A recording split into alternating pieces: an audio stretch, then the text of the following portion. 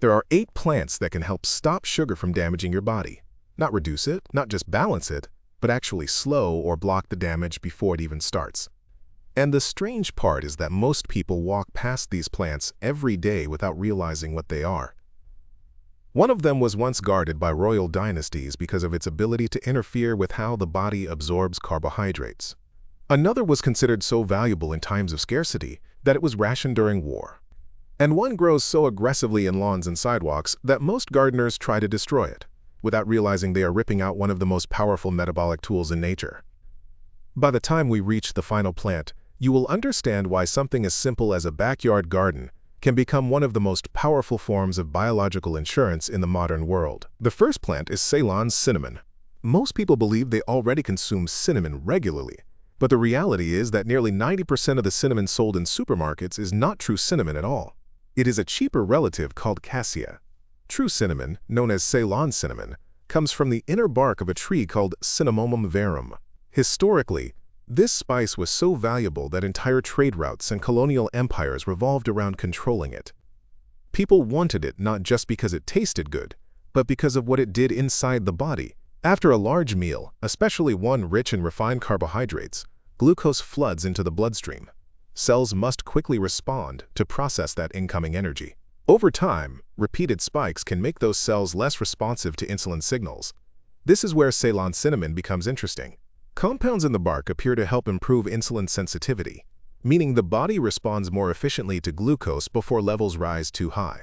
You can think of it as preparing the metabolic system in advance, allowing it to handle incoming sugar more smoothly rather than reacting after the spike has already begun. But improving the body's response to sugar is only one part of the equation. The next step is slowing down how quickly that sugar enters the bloodstream in the first place. This is where the second plant comes in. Fenugreek. To many people, fenugreek is simply an aromatic spice used in cooking, especially in dishes from South Asia and the Middle East. But biologically, it behaves more like a defensive barrier inside the digestive system. Fenugreek seeds contain a special type of soluble fiber. When this fiber mixes with liquid in the stomach, it forms a thick, gel-like substance. That gel slows the movement of carbohydrates through the digestive tract. Instead of glucose rushing into the bloodstream all at once, the release becomes gradual. Energy is delivered slowly, giving the body more time to process it. For communities living centuries ago, this property made fenugreek extremely valuable, because stable energy meant the difference between productivity and exhaustion.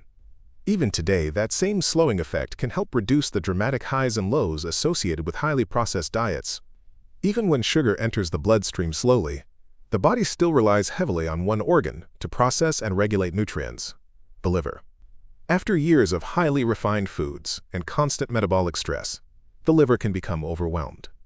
This brings us to the third plant, something many people spend years trying to eliminate from their yards: the dandelion.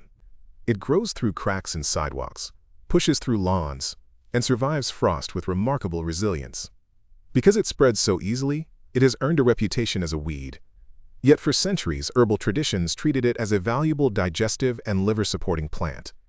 The root in particular contains bitter compounds that stimulate bile production. Bile helps the body break down fats, process toxins, and regulate metabolic balance. When the liver becomes sluggish, the body struggles to manage glucose efficiently. Dandelion root tea has long been used to gently stimulate those digestive processes. During times of scarcity, such as the Second World War, dried dandelion roots were even roasted and used as a coffee substitute. While the flavor was different, the plant still offered metabolic benefits that people had relied on for generations. While some plants influence digestion and liver function, others operate at a deeper level inside the body. The fourth plant on the list is black seed, also known as Nigella sativa. Tiny, dark, and often overlooked, this seed has appeared in traditional medicinal texts for thousands of years. In some historical writings, it was described as a remedy for nearly every illness. While those claims were clearly exaggerated, modern research has uncovered interesting properties within the seed. Black seed contains compounds that appear to support mitochondrial activity. Mitochondria are the microscopic structures inside cells responsible for producing energy. They convert glucose and other nutrients into usable fuel for the body. When mitochondria function efficiently, the body can manage energy fluctuations much more effectively. Supporting these cellular powerhouses helps ensure that the glucose circulating in the bloodstream is quickly transformed into energy, rather than lingering and causing metabolic stress. Another advantage of black seed is its stability. Seeds store easily and can remain potent for long periods without refrigeration, making them historically valuable in times when access to medicine or fresh food was uncertain. But controlling sugar levels is not only about metabolism. Much of the challenge comes from cravings themselves. Modern food systems rely heavily on sugar because it activates reward centers in the brain. That sweet taste triggers dopamine, reinforcing the desire to consume more. The fifth plant on the list targets this exact mechanism. It is called Gymnema sylvestre. Native to parts of India, Gymnema has been used traditionally for centuries and carries a nickname that translates roughly to destroyer of sugar. The name comes from a fascinating property of the plant. Certain compounds in Gymnema bind temporarily to the sweetness receptors on the tongue.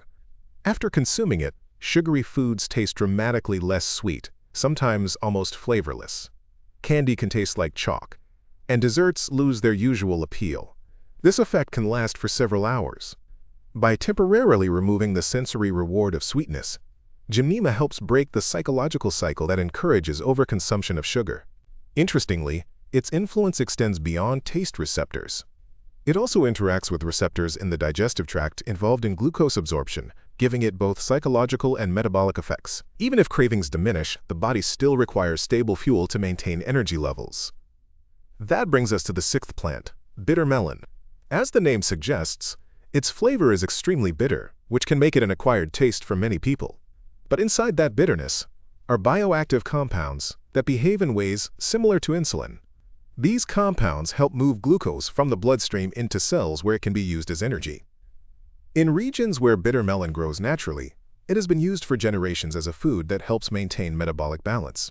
Farmers often grow it on climbing vines, allowing the plant to produce many fruits in a single season. One vine can generate dozens of bitter melons, making it a highly productive crop. In places where food supply could fluctuate dramatically, having a plant that supported energy stability was incredibly valuable. While some plants help regulate sugar directly, others strengthen the internal ecosystem that manages metabolism. The seventh plant is the sunchoke, also called the Jerusalem artichoke.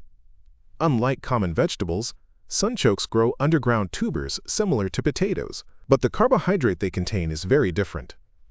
Instead of simple starch, sunchokes are rich in inulin, a type of prebiotic fiber. The human body does not digest inulin directly. Instead, it becomes food for beneficial bacteria living in the gut. These microbes play a huge role in metabolic health, influencing how efficiently the body processes nutrients and regulates blood sugar. Feeding those microbes helps create a more balanced internal environment. Another remarkable feature of sunchokes is their resilience. Once planted, they often return year after year with minimal care. They spread underground and multiply, producing large harvests without requiring constant replanting. In many ways, they function as a renewable food source that quietly rebuilds itself each season. The final plant on this list may be the most intriguing of them all, the white mulberry leaf. Mulberry trees have been cultivated for centuries, often for their fruit or for feeding silkworms in the production of silk. But the leaves contain a compound known as DNJ, short for 1-deoxynogeromycin. This compound interacts with enzymes in the digestive system responsible for breaking down complex carbohydrates into simple sugars.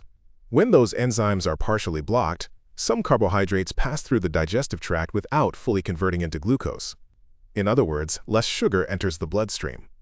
For this reason, mulberry leaf tea has traditionally been consumed before meals in several cultures. Beyond its biochemical effects, the tree itself represents long-term resilience.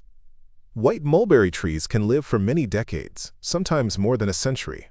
Once established, they provide fruit, shade, and leaves that can be harvested season after season. Understanding these plants offers a glimpse into how traditional food systems supported metabolic balance long before modern pharmaceuticals existed. They influence the body through multiple pathways, slowing digestion, improving insulin sensitivity, feeding beneficial gut bacteria, supporting cellular energy production, and even reducing the desire for sugar itself.